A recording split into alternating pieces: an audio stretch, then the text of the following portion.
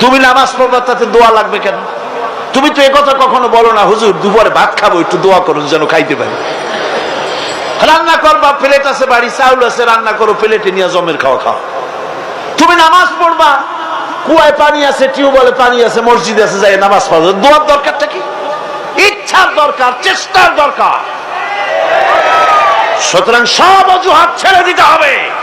আগে নামাজ।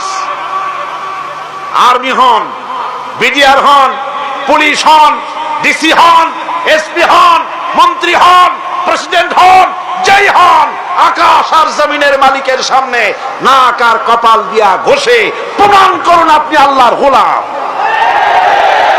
কার গোলাম? আর নামাজের চাইতে থামো, স্লোগান লাগবে না।